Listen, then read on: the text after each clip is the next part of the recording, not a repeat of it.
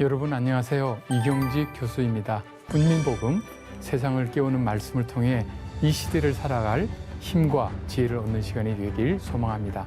오늘도 귀한 세 분 자리해 주셨습니다. 모두 반갑습니다. 안녕하세요. 안녕하세요. 지난 시간에 우리가 이제 멜리데에 바울 일행이 극적으로 도착한 지점까지 살펴보았습니다. 오늘은 바울의 멜리데 사역과 로마 사역이라는 제목으로 말씀을 살피므로 사도행전의 대단원을 마감하도록 드디어 뭔가 끝으로 갈수록 긴박해지는 느낌이에요, 지금. 네. 자, 드디어 이제 28장입니다. 사도행전 28장 읽겠습니다. 1절부터. 우리가 구조된 후에 안즉 그 섬은 멜리데라 하더라. 비가 오고 날이 참해 원주민들이 우리에게 특별한 동정을 하여 불을 피워 우리를 다 영접하더라. 멜리데 섬, 그러니까 주님께서 말씀하실 때 한 섬에 도착할 거라고 했지만 안 알려주셨죠? 네. 도착하고 나면 아는 거예요. 네, 감사하게 되는 거예요. 항해를 많이 해본 사람들은 이제 멜리데 섬을 알았을 거지만 일상적으로 그냥 한 사람들은 아마 이 섬의 반대쪽에 있는 항구를 썼지 지금 여기에 도착한 이 지점으로 들어가지는 않았던 거죠. 그러니까 일상적으로 항해하는 사람들이 거치는 항구가 아니고 이 섬에서 다른 쪽에 지금 항구에 도착한 겁니다. 그런데 여기에 보니까 비가 오고 날이 차요. 그러니까 지금 14일을 고생했고 배가 깨졌으니까 물에 헤엄쳐서 수영해서 나왔는데 비도 오고 날도 차가워요. 그러니까 너무 나쁜 상황이죠. 살기는 살았는데 너무 지쳐있고 힘든 상황이에요. 그런데 짠! 원주민들이 나타나요. 그러니까 섬에 사람이 살고 있었네요. 네, 살고 있는 거예요. 원주민들이 나타나면 보통 죽여요. 경계하거나. 그렇죠. 네. 당신은 낯선 사람 보면 이렇게 경계하거나 영화에 나오면 죽이거나 항상 다 죽이더라고요. 공격하거나 네. 그렇잖아요. 그런데 이 최악의 상황이 로마 군인들을 포함해서 최악의 상황이 그들의 마음속에 특별한 동정심을 불러일으켰습니다. 불평할 것이 아니다라는 것입니다. 멜리데라는 단어의 원래 뜻은 꿀이라는 뜻이에요. 양봉을 하는 지역이었던 것 같아요. 한쪽에서 헬라어 쪽으로 보면. 근데 페니키아어에 만약에 근원이 있다면 도피처라는 뜻이 있다. 근데 제가 볼 때 두 가지 의미가 다 있는 것 같아요. 네네네. 지금 네네. 꿀같이 단 네. 도피처에 네. 도착했습니다. 다 영접해 준 겁니다. 웰컴 한 겁니다. 불도 피워줬어요. 그런데 3절에 네. 바울이 나무 한 묶음을 거두어 불에 넣으니 뜨거움으로 말미암아 독사가 나와 그 손을 물고 있는지라. 원주민들이 이 짐승이 그 손에 매달려 있음을 보고 서로 말하되 진실로 이 사람은 살인한 자로다. 바다에서는 구조를 받았으나 공의가 그를 살지 못하게 함이로다 하더니 바울이 그 짐승을 불에 떨어버리매 조금도 상함이 없더라. 그들은 그가 붙든지 혹은 갑자기 쓰러져 죽을 줄로 기다렸다가 오래 기다려도 그에게 아무 이상이 없음을 보고 돌이켜 생각하여 말하되 그를 신이라 하더라. 갑자기 이 분위기가 불을 피워줬잖아요. 그럼 이제 도화에서 나무를 계속 넣어야 되잖아요. 진짜 신기하다. 276명의 선원과 승객 중에 이 일을 할 사람 많았어요. 죄수인 바울이 이 일을 하고 있잖아요. 바울도 지치지 않았겠어요? 지쳤죠. 예? 그리고 이제 리더의 자리에 섰잖아요. 네. 그러면 백부장한테 저거 시켜가지고 저거 좀 넣게 하세요. 근데 자기가 솔선수범해서 기꺼이 섬기고 있는 모습을 보고 있습니다. 쉽지 않죠? 쉽지 않죠. 그랬더니 이 불이 뜨거우니까 나무에 있는데 가져오는데 그 안에 뱀이 있었나 봐요. 네네. 독사가 뜨거우니까 뜨거 이러면서 나오다가 그냥 손을 이렇게 하는 귀여운 독사. 예? 바울의 손을 물어버린 겁니다. 바울은 매우 침착했습니다. 원주민들이 이 짐승, 이 독사를 보고 바울의 손에 지금 매달려 있는데요. 아주 이렇게. 너무 놀랬겠어요. 야, 이 바울 이 사람 살인자다. 살인자. 당시에는 살인자한테 그런 나쁜 애군이 낀다고 본 거죠. 나쁜 일이 벌어진다고. 그걸로 입증이 된다는 거죠. 바다에서는 비록 구조를 받았는지 모르지만 공의가, 정의가 그를 살리지 못한다. 아니, 너무 사람이 너무 간사해. 근데 너무 장면이 너무 그려져요, 왔다 교수님. 이렇게 딱 물었는데 우리 같은 막 호들갑 떨고 나 죽는다 했는데 바울이 그냥 너무 그냥 너무 아무렇지도 않게. 네. 이쯤이야. 맞아요. 그런데 원주민들은 볼 때 바울에 대해서 굉장히 나쁘게 평가를 지금 하고 있습니다. 이 배를 같이 타고 온 사람들도 조금 마음이 흔들릴 수도 있겠죠. 그렇죠. 분명히 리더십을 인정했는데 네. 갑자기 이걸 보니까 바울이 턱 불에 떠넣어서 그럼 이제 그거 독사를 구워 먹은 사람이 있을까요? 어쨌든 던져놨어. 근데 자기는 전혀 상하지 않았어. 그런데 원주민들은 이상한 거예요. 그렇죠. 아, 조금만 기다려보자. 분명히 툭툭 부어오를 거다. 그러다가 또는 겉으로 멀쩡하다 갑자기 독이 퍼지면 휙 쓰러질 거다. 죽을 거다. 그래서 계속 기다리고 이렇게 쳐다보고 있고 바울은 이러고 있고 불 쬐고 있고 네. 아무리 시간이 가도 멀쩡한 거야. 신이 아니면 인간은 죽게 돼 있는데 이 사람 신이구나. 신이다. 네. 바울은 이렇게 어땠- 판단을 한 어땠을까, 마음이 되게. 갑자기 음. 구조 대상이 아니라 섬겨야 될 대상으로 바뀐 겁니다. 네. 자, 7절에요. 네. 이 섬에서 가장 높은 사람 보블리오라 하는 이가 그 근처에 토지가 있는지라 그가 우리를 영접하여 사흘이나 친절히 머물게 하더니 보블리오의 부친이 열병과 이질에 걸려 누워 있거늘 바울이 들어가서 기도하고 그에게 안수하여 낫게 하매 이러므로 섬 가운데 다른 병든 사람들이 와서 고침을 받고 후한 예로 우리를 대접하고 떠날 때에 우리 쓸 것을 배에 실었더라. 아멘. 아멘. 네. 이제 신으로 대접을 받으니까 이 섬에서 가장 높은 분이 보블리오라는 사람이 영접해서 우리 누가와 이 일행들을 영접해서 3일이나 친절하게 머물게 했어요. 갑자기 특급 호텔을 제공하면서 이런 식으로 대접을 한 거죠. 그럼 보블리오도 원주민인 거죠? 원주민의 네. 가장 높은 우리로 말하면 뭐 사람. 족장, 추장, 뭐 하여튼 어. 그 우리로 하면 면장님, 읍장님, 대접이 어쨌든 제일 아주 높은 님, 인중했겠네요. 시장님. 그런데 마침 보블리오의 아버지가 열병 이질에 걸려 누워 있었습니다. 이 보블리오의 아버지가 열병 이질에 걸려 누워 있으니까 바울이 들어가서 기도하고 안수했더니 나았어요. 난리가 네. 났네요. 나았어요. 진짜 뿐만 아니라 신기한 일이네요. 섬 가운데 병든 사람들이 몰려와요. 고침을 받았어요. 바울은 자들도. 독사에 물려 죽어야 될 사람인데 안 죽고 네. 도리어 아픈 사람들을 낫게 하는 역할을 했어요. 10절에 후한 예로 우리를 대접하고 떠날 때 우리 쓸 것을 배에 실었더라. 이제 배를 구했는데 물건 다 버렸잖아요. 아무것도 없잖아요. 네. 로마로 가는데 지장 없도록 원주민들이 물건을 다 치워주는 거예요. 혹시 원주민도 복음이 전파가 됐을까요? 그랬을까? 이 이적을 보고 여긴 생략했지만 이적이 있으면 반드시 복음을 이 기회를 바울은 놓치지 않았으리라고 생각을 합니다. 잠깐 거쳐가는 곳에서도 또 복음 전파. 그렇죠. 때를 얻든지 못 얻든지 네. 그렇죠. 놀라운 이적이 벌어졌습니다. 근데 이걸 누가 보고 있어요? 선원들, 네. 같이 가는 죄수들도 다 보고 있었으니 그들이 주님 앞에 나와야만 하겠죠. 네. 이 배에서 복음 전파자 리더로서의 역할을 하고 있다는 것을 알 수 있습니다.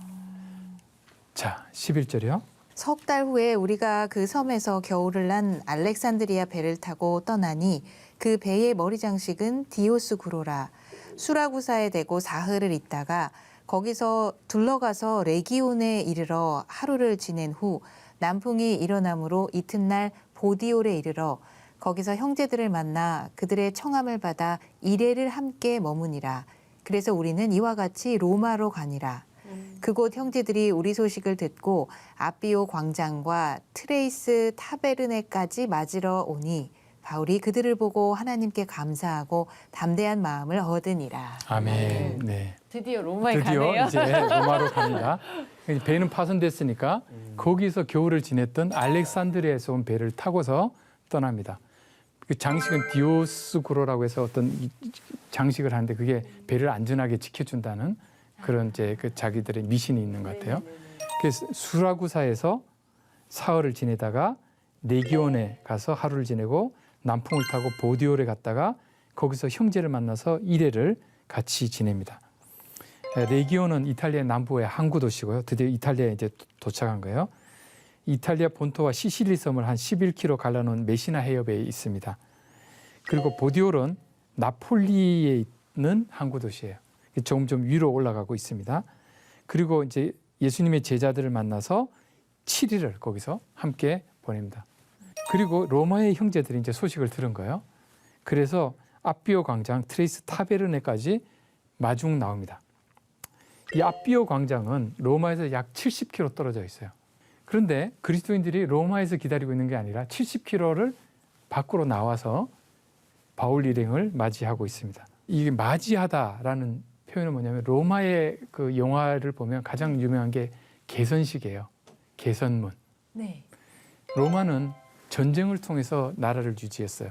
그래서 가장 중요한 게 뭐냐면 전쟁에 나가서 승리한 장군이 자기 병력을 이끌고 그다음에 거기서 얻은 전리품 노예 데리고 당당하게 로마 시내로 들어오는 게 최대의 영광이고 그렇게 개선식을 하고 나면 그 사람 원로원 의원이 되는 겁니다.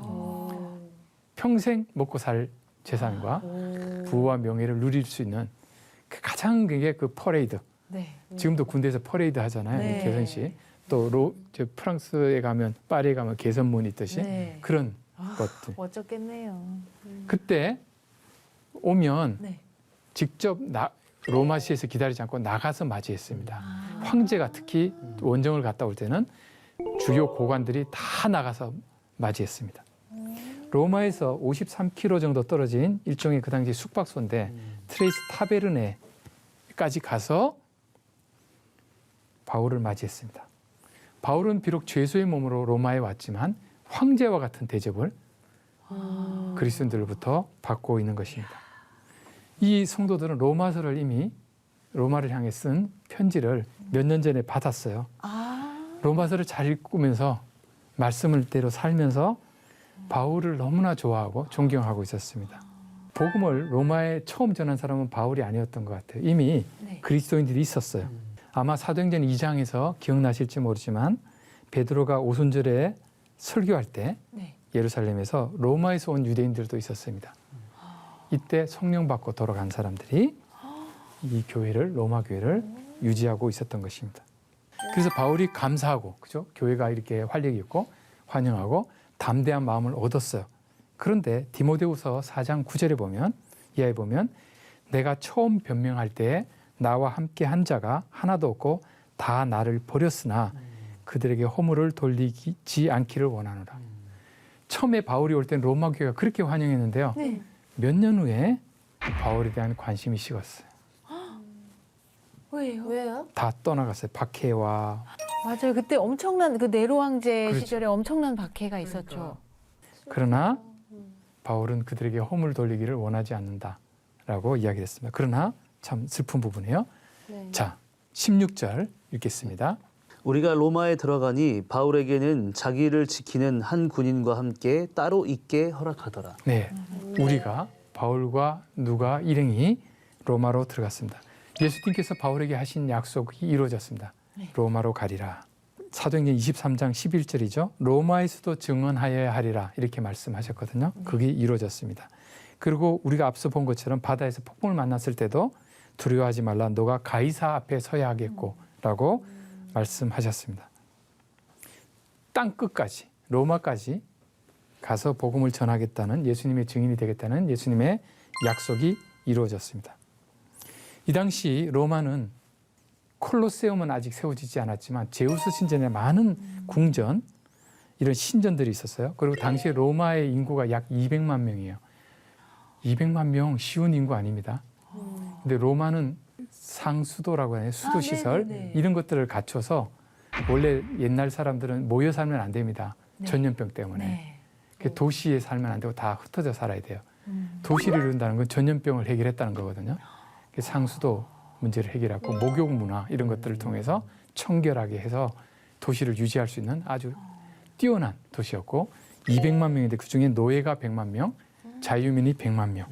그러니까 상층 계층과 하층 계층이 딱 나눠져 있는 그런 곳에 바울이 들어간 것입니다. 그런데 바울에게는 바울을 지키는 군인 한 명과 따로 있도록 허락했어요.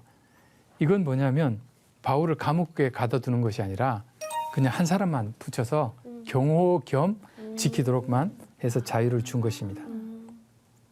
사도행전 27장 1절에 보면 아구스도 대 백부장 율리오라는 사람에게 맡겨서 그 사람이 지금까지 호송해 왔잖아요. 네. 율리오는 지금 행복할 겁니다.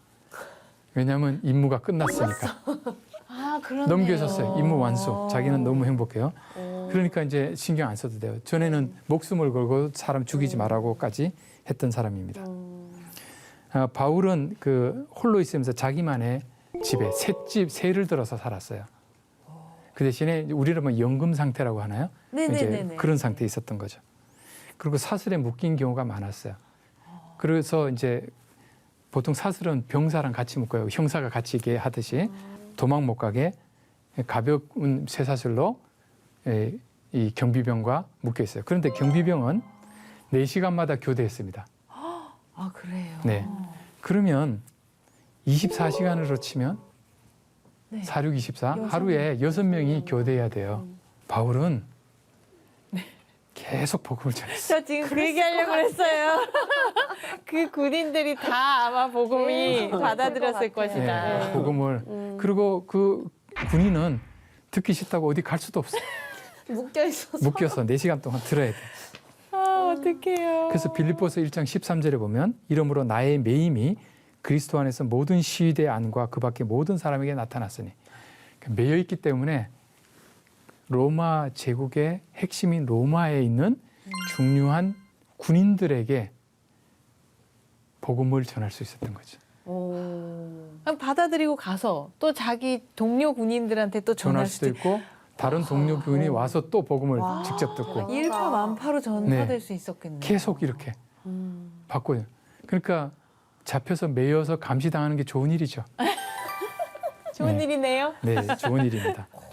복음을 전할 수 있는 기회를 주님께서 이런 방식으로 주셨습니다. 네. 로마의 심장부로 복음이 들어갈 수 있도록 했습니다. 17절이요. 사흘 후에 바울이 유대인 중 높은 사람들을 청하여 그들이 모인 후에 이르되 여러분 형제들아 내가 이스라엘 백성이나 우리 조상의 관습을 배척한 일이 없는데 예루살렘에서 로마인의 손에 죄수로 내준 바 되었으니 로마인은 나를 신문하여 죽일 죄목이 없으므로 석방하려 하였으나 유대인들이 반대하기로 내가 마지못하여 가이사에게 상소함이요 내 민족을 고발하려는 것이 아니니라. 이러므로 너희를 보고 함께 이야기하려고 청하였으니 이스라엘의 소망으로 말미암아 내가 이 쇠사슬에 매인 바 되었노라. 아멘. 아멘. 네. 바울은 복음 전파할 때 보면 항상 먼저 유대인에게 그다음에 이방인에게 하는 원칙을 지켰습니다. 그래서 3일이 지난 후에 유대인들 중에 높은 사람들, 회당 중심의 사람들을 모았어요. 그리고 내가 이 조상의 관습을 배척한 적 없다. 그런데 예루살렘에서 나를 로마인에게 죄수로 내어줬고 로마인이 신문했더니 내가 죄가 없으니까 석방하려고 했다. 그런데 유대인들이 그걸 반대했기 때문에 할 수 없이 내가 황제에게 상소를 했다. 그래서 여기까지 왔다. 그렇지만 내가 내 민족을 고발하거나 괴롭힐 생각은 없었다라고 이제 하는 거예요. 그래서 이야기하려고 한다. 내가 이렇게 매인 것은 죄가 있어서가 아니라 이스라엘의 소망. 이스라엘의 공통점 차이 변증적이죠. 소망으로 말미암아 매었다. 이렇게 이야기를 한 겁니다. 그랬더니 이제 유대인들의 지도자들의 반응이 나타납니다. 21절. 그들이 이르되 우리가 유대에서 네게 대한 편지도 받은 일이 없고 또 형제 중 누가 와서 네게 대하여 좋지 못한 것을 전하든지 이야기한 일도 없느니라. 이에 우리가 너의 사상이 어떠한가 듣고자 하니 이 파에 대하여는 어디서든지 반대를 받는 줄 알기 때문이라 하더라. 아멘. 아멘. 그 지도자들의 반응이 뜻밖이에요. 유대인들끼리는 서로 소통을 긴밀하게 하고 있었는데 예루살렘에 있는 그 유대인들이 바울이 로마 간다는 걸 알잖아요. 그러면 로마에 있는 유대인들한테 그 나쁜 사람 간다 이렇게 이야기했는데 편지를 안 한 거예요. 왜 그랬을까요? 해봤자 소용없다고 아마 생각했던 것 같아요. 그래서 이 사람들은 우리가 당신에 대해서 나쁜 이야기 들은 적 없다고 이야기를 합니다. 그러나 너의 사상이 어떠한지 듣고자 하는데 이파, 그러니까 그리스도인들이 따로 로마에 교회가 있었잖아요. 어디 가든지 반대받는다. 너가 죄가 있는지 없는지는 우리는 모르겠고 하여튼 복음을 전하는 것에 대해서는 반대한다. 이렇게 지금 이야기를 합니다. 달리 말하면 복음 인기 없어. 이렇게 지금 기를 죽이는 겁니다. 그러니까 받아들이지 않은 거죠. 근데 이스라엘의 소망을 이들이 거부했기 때문에 주후 70년이 되면 로마에게 물리적으로 반발을 하다가 이스라엘 예루살렘이 완전히 무너집니다. 네. 그리고 그때 디아스포라, 전 세계로 쫓겨나는 일이 발생하고 이스라엘 민족이 민족으로서 정체성을 잃어버리는 일이 발생을 하게 되죠. 복음을 받아들이지 않았기 때문에. 자, 23절. 그들이 날짜를 정하고 그가 유숙하는 집에 많이 오니 바울이 아침부터 저녁까지 강론하여 하나님의 나라를 증언하고 모세의 율법과 선지자의 말을 가지고 예수에 대하여 권하더라. 그 말을 믿는 사람도 있고 믿지 아니하는 사람도 있어. 네. 아멘. 이 유대인들이 이제 뭔 말인가 인기 없다는 걸 이야기는 했지만 너가 하는 이야기 한번 자세히 들어보자 해가지고 날짜를 정하고 바울이 이제 새들어 사는 집에 많이 왔습니다. 그랬더니 바울이 찬스다. 그래가지고 아침부터 저녁까지 쉬지 않고 말씀을 이제 전해요. 하나님 나라가 핵심이에요. 그런데 뭐 어떻게 했냐면 예수님을 전할 때 모세 율법과 선지자 구약을 가지고서요. 이 사람 구약들을 인정하니까 네네. 구약이 예수님을 예언하고 있다. 예수님께서 구약의 예언들을 성취하셨다. 이것을 계속 권했습니다. 그랬더니 믿는 사람도 생겼고 믿지 않는 사람도 생겼습니다. 근데 이거 하는 내내 옆에 쇠고랑 같이 그렇죠. 군인하고 그 사람 차고요. 그 병사도 계속 듣는 거죠. 네. 구약이 돼서 네. 잘 모르지만 네. 예, 복음을 들어야 됩니다. 자, 그 다음에요. 서로 맞지 아니하여 흩어질 때에 바울이 한 말로 이르되 성령이 선지자 이사야를 통하여 너희 조상들에게 말씀하신 것이 옳도다. 일러스되 이 백성에게 가서 말하기를 너희가 듣기는 들어도 도무지 깨닫지 못하며 보기는 보아도 도무지 알지 못하는도다. 이 백성들의 마음이 우둔하여져서 그 귀로는 둔하게 듣고 그 눈은 감았으니 이는 눈으로 보고 귀로 듣고 마음으로 깨달아 돌아오면 내가 고쳐줄까 함이라 하였으니. 믿는 사람도 생겼고 믿지 않는 사람도 생겼잖아요. 그러니까 서로 이제 의견이 그들 안에서 대립해서 흩어집니다. 이렇게 서로 맞지 않아서 논쟁하기 시작했어요. 그러면서 이제 바울이 한 말로 이르되 성령이 선지자 이사야를 통해서 너희 조상들에게 말씀하신 것이다. 그러니까 지금 이렇게 안 받아들이는 사람들에 대해서 이미 예언된 거다. 이렇게 복음을 전할 때요. 실망할 필요 없어요. 다 믿어야 되는데 이 사람들. 바울이 전했는데도요. 그렇게 아침부터 저녁까지 전했는데도 믿는 사람도 있었고 믿지 않는 사람도 있었어요. 그러니까 걱정 안 하셔도 돼요. 너희가 듣기는 들어도 도무지 깨닫지 못하고 보기는 보아도 도무지 알지 못하는도다. 이렇게 말씀하신 대로 마음이 우둔해지고 귀도 둔하게 듣고 눈을 감았다는 거죠. 그래서 내가 고쳐줄까 이렇게 이사야에서 말씀에 예언하셨다는 겁니다. 그러니까 오늘날도 예수님을 거부하려고 들면요. 아무리 뭐가 들어와도 귀를 닫으면 안 들려요. 또 세상 소리에 너무 시끄러우면 또 안 들려요. 그러니까 전하는 사람이 목소리를 아무리 크게 해도요. 귀를 꽉 막고 있으면 안 들려요. 성령님께서 그 귀를 뻥 뚫어주셔야 돼요. 그렇죠? 눈을 확 딱 열어주셔야지만 듣고 볼 수가 있다 하는 것입니다. 자, 28절이요. 그런즉 하나님의 이 구원이 이방인에게로 보내어진 줄 알라. 그들은 그것을 들으리라 하더라. 아멘. 먼저 유대인에게 갔죠. 유대인들 중에 일부가 믿었어요. 안 믿는 유대인이 있으니까 그 다음에 어디로 가요? 이방인에게 간다. 그들은 들을 거다라고 말씀을 하시는 겁니다. 그러니까 이방인한테 간다고 해서 뭐라고 하지 마라. 일단 전했다. 난 책임 다했다. 반응 안 한 것은 너의 책임이야. 이렇게 말합니다. 고린도후서 2장 16절에 이 사람에게는 사망으로부터 사망이 이르는 냄새요. 저 사람의 생명으로부터 생명이 이르는 냄새라. 누가 이 일을 감당하려. 우리의 복음은요. 사망을 겪어야 되는 사람에게 사망 선고가 되고 생명을 얻어야 될 사람은 생명에 이르는 향기가 되는 겁니다. 그리스도의 향기가. 거부하는 사람에게는 책임이 거기에 있다 하는 것을 알 수 있습니다. 바울이 온 이태를 자기 셋집에 머물면서 자기에게 오는 사람을 다 영접하고 하나님의 나라를 전파하며 주 예수 그리스도에 관한 모든 것을 담대하게 거침없이 가르치더라. 네. 아멘. 바울은 로마에서 재판을 2년을 기다려야 됐어요. 그럼 이런 삶을 2년 동안 2년 동안 산 거네요? 복음을 열심히 전하는 겁니다. 대단하다. 하나님께서 기회를 주신 거죠. 네. 아마 황제 앞에 직접 가려고 하는 사람들이 얼마나 많았겠어요. 로마 제국이 얼마나 넓은데. 그러니까 재판 대기 순서가 2년이나 걸렸던 겁니다. 네. 그때까지 복음을 전하면 되겠네요. 네. 근데 셋집에 머물렀잖아요. 감옥에 들어갔으면 뭔데 셋집에 있으니까 세를 내야 되잖아요. 네. 텐트 미션을 했습니다. 진짜요? 네. 세를 내야 되니까 어디서 세를 얻을 수는 없잖아요. 그러니까 자기가 계속 그러니까 아침부터 저녁까지 복음을 전하고 또 남은 시간에 텐트를 만드는 최선을 다하는 삶을 살았습니다. 그리고 자기에게 오는 사람은 다 환영을 하고 영접했습니다. 그리고 하나님 나라를 전파했어요. 핵심 하나님 나라. 주 예수에 관한 모든 것을 빠짐없이 담대하게. 사도행전의 특징이 뭐냐면 성령 충만이거든요. 성령 충만의 특징은 담대하게. 담대하게는 빠짐없이, 낱낱이, 가감 없이 다 전하는 겁니다. 그렇게 전했습니다. 바울은 여러 가지 일들도 할 수 있었죠. 2년 동안. 로마에 왔는데 저 관광도 좀 해야지. 뭐 이러고. 그렇죠? 이렇게 했죠. 그러나 자기에게 주어진 시간을 낭비하지 않고 아껴서 복음 전하는데 전력 투구했다는 사실을 알 수 있습니다. 그리고 아마 바울이 석방되었던 것 같아요. 이때는. 그리고 다시 아마 교회 전통에 따르면 66년, 67년에 투옥되어서 처형되었고 그러니까 이 풀려나올 때부터 한 3년, 5년은 자유로운 상태로 있었던 것 같아요. 계속 복음을 전했겠죠.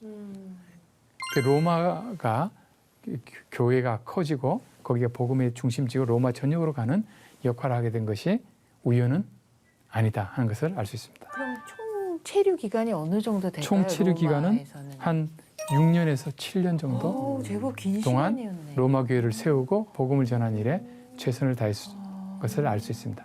근데 그 다음에 어떤 일이 벌어진 거에 대해서는 이야기를 안 해요. 거침없이 가르치더라 해서 끝났어요. 네. 우리는 뭐 뒤에 다른 이런 거 궁금하잖아요. 그렇죠? 이건 뭐냐면 우리도 바울처럼 거침없이.